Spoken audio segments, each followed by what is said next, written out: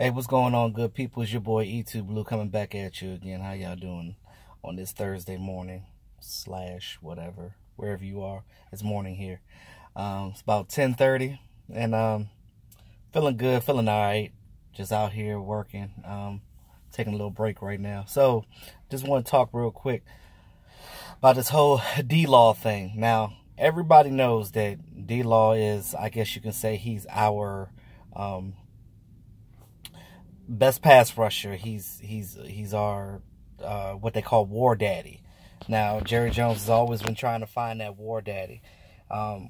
As you all know, he is right now currently on a franchise tag for getting $17.1 million.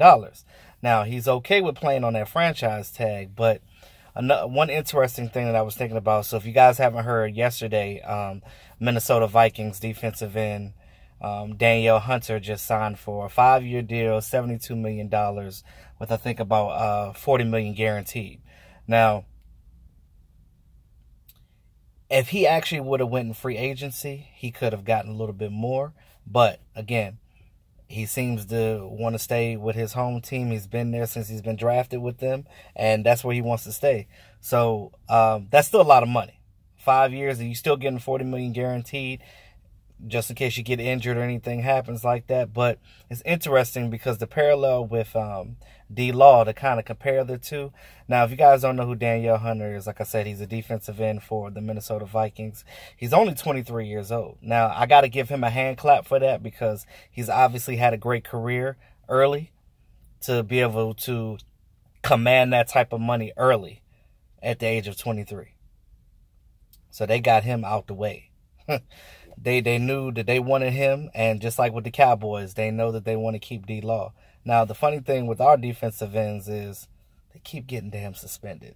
Now, it's like every year is somebody different. But with D-Law, if his back holds up after the surgery he had and he doesn't have any hiccups, he could definitely be a long-term option for us. Now, everybody knows he ain't going nowhere. That's a given.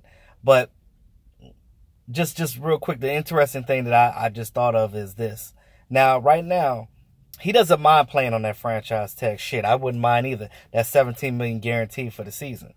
Now, he's definitely gunning on himself because he feels like if he can get another 14-sack career season, he would definitely get re-signed again. Now, I know they're going to most likely re-sign him regardless, but that's going to solidify him. Now, if for some reason he does go to free agency next year, just know that D-Law is going to command a whole lot of money.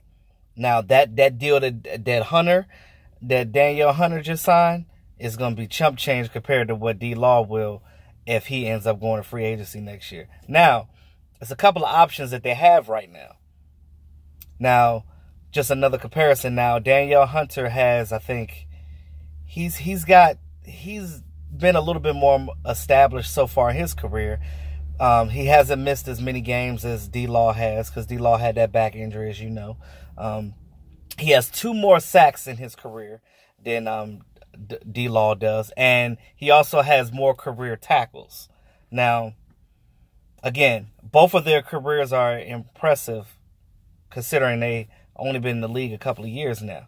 But if you look at what we have with D-Law, they got a couple of options. If they decide to come up with a contract extension for him for a multi-year contract before July 16th, before we go to training camp, then they can actually probably get him for a little cheaper than if they wait till after next season. Because after next season, think about it like this. If D-Law gets anywhere between 12 to 14 to 16 to 18 sacks this coming season,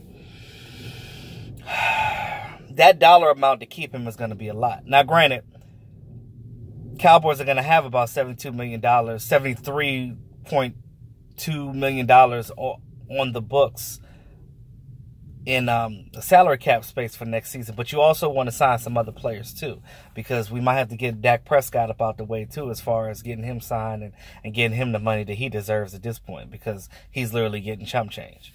So, and then you got to think about Ezekiel Elliott coming up in the future too. So you got guys coming up that you're going to utilize that money for. So if you sign D-Law now, you could probably get him for, he would probably accept the kind of money that Danielle Hunter got. Now, if my math is right, which I'm not really great at math, that was not my course of study, because my degree is in broadcast comm, so I'm a media guy. But what I will say is that's probably about $14.4 million a year if you divide that up into 5 years for what Danielle got. Now, DeMarcus Lawrence is making 17 on the franchise tag. If the Cowboys decide that they can't decide on getting him a multi-year contract for next season, and if they franchise tag him again, that number goes up to about $20 million as far as the franchise tag number. So he's going to be literally getting guaranteed money, $20 million, if he gets franchise tag again. Now, with DeMarcus Lawrence, I don't think he necessarily cares because he's worried about the money. But again, these players do want to get locked down. They want multi-year contracts. They want to feel like the team really wants them. So you can eliminate all that if they just go ahead and try to sign him now. I think the Cowboys only have like $13 million on the books, but you can kind of chop that up a little bit. But I feel like if the Cowboys sign him now before the season starts and just go ahead and get his contract up out the way, they can probably get a salary-friendly contract for him right now.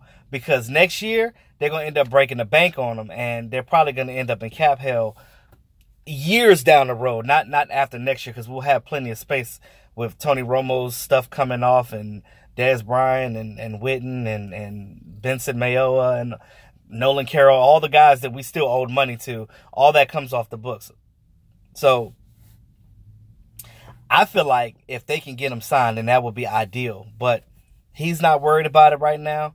He knows that he's going to play on that. He's going to get his money regardless, but he's definitely gunning on himself, because DeMarcus Lawrence said himself, the Cowboys are literally giving me the opportunity to break the bank next year. And he knows he's going to break that bank. So if the Cowboys don't end up finding a contract with him next year, then that's going to be a problem, because he's going to end up going to another team, and he's going to probably be the highest paid defensive end in the league. But again, if his back holds, it's all contingent upon how he does this season. But if you want to go ahead and just jump the gun and just go ahead and sign him, which I would do, because that way, if they sign him now, they can save a little bit of cap hell for later. You know, because you don't want to mortgage your money like that and end up getting back into a negative cap situation. You don't want that.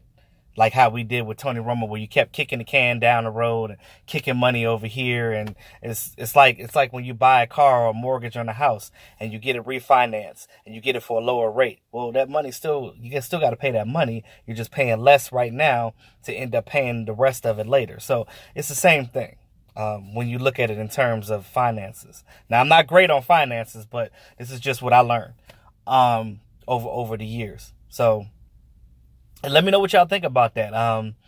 We already know that D-Law is most likely going to be on this team for a long time, because, again, he is our best pass rusher right now. He is our war daddy. And if he does good this season, the Cowboys have no choice but to pay him. They got to pay the man. So let's get it in. So with that being said, yo, it's your boy E2 Blue. Like, share, comment. Thanks again to all my subscribers. I appreciate y'all. This is your boy E2 Blue, always keeping it real. Talk to y'all soon.